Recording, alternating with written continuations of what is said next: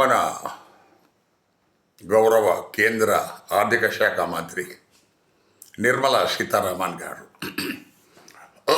9సారి కేంద్ర బడ్జెట్ ప్రవేశపెట్టారు.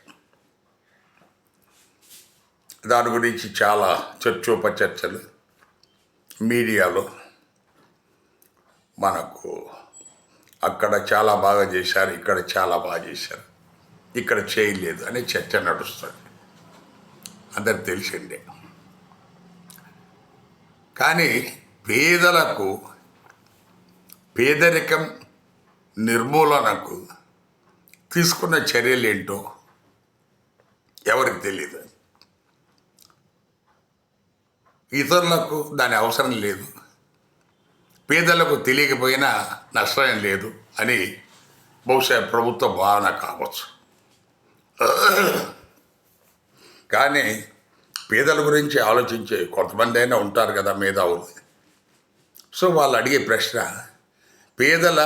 పేదరికాన్ని నిర్మూలించడానికి ఏ రకమైన చర్యలు బడ్జెట్లో మీరు తీసుకున్నారు? జవాబు లేదు. కానీ ఆమె ఏమంటున్నారు, ఈ దేశంలో పేదలు ఎవరు లేరు, ఇప్పుడు బంగారం వెండి అంతా కొంటున్నారు. ఎందుకంటే హిందూ సాంప్రదాయం ప్రకారం ప్రతి పెళ్ళికి ఒక తాలిబొట్టు కన్నా కనీసం కొంత బంగారం కొనాల్సి వస్తుంది. సో బంగారం కొన్నారు కాబట్టి వాళ్ళు పేదలు కాదట. మరి పేదలు కాకపోతే మరి మీరు రేషన్ బియ్యం ఎవరికి ఇస్తున్నారమ్మా? పేదలకే కదా. సో ఇది మనకేంటంటే పేదరికాన్ని నిర్మూలించడానికి ఉన్న ఏకైక మార్గము ఈ మనకు ప్రభుత్వ భూములు, దేవాదాయ భూములు, తర్వాత ఇతరులు ఆక్రమించుకున్న కబ్జా చేసుకున్న ప్రభుత్వ భూములు, వీటన్నిటినీ మీరు పేదలకు కోఆపరేటివ్ ఫార్మింగ్లో ఇవ్వండి, వాళ్ళకి అలాట్ చేయొద్దు, వాళ్ళు అమ్ముకుంటారు అని మీకు భయం ఉంటే వాళ్ళకి ఇవ్వద్దు. ఒక్కొక్క గ్రామంలో ఒక 100 ఎకరాలు, 50 ఎకరాలు, 20 ఎకరాలు అక్కడ జనాభాను బట్టి భూమి లేని పేదలు వాళ్లకు కోఆపరేటివ్ ఫార్మింగ్ పెట్టి దానికి మన ఒక గవర్నమెంట్ అధికారి అజమాయిషిలోనే అవి నడుస్తాయి. వాళ్ళకు మనకు ఫుడ్ గ్రెయిన్స్ దొరుకుతాయి.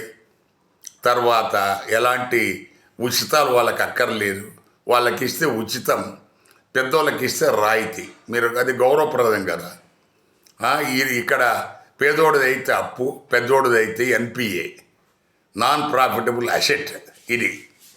అందువల్ల పేదలకు మీరు భూములు ఇవ్వకపోయినా పర్వాలేదు, సొంతంగా ఉన్న భూములను వాళ్ళకి అలాట్ చేసి, దేవాదాయ భూములు పేదలకే అలాట్ చేయాలి, ఇతరులకు ఎవరికి ఇవ్వకూడదు. అది కోఆపరేటివ్ ఫార్మింగ్లోనే ఇవ్వాలి. సో మీరు ఎవరికి వాళ్ళు అమ్మడానికి వీల్లేదు, వేరే వాళ్ళు కొనడానికి వీల్లేదు. అందులో అందులో గవర్నమెంట్ అధికారి, అగ్రికల్చరల్ అధికారులు ఉంటారు, దానికి సరైన పంట వేయిస్తారు, సరైన పద్ధతిలో వాళ్ళ వాటా వాళ్ళకి ఇచ్చేసి ప్రభుత్వం దానికి కావలసిన మీ పెట్టుబడులు మీరు వసూలు చేసుకోవచ్చు. దయచేసి ఈ దిశలో ఆలోచించాలనేది పేదల తరపున ఈ వీడియో. Thank you.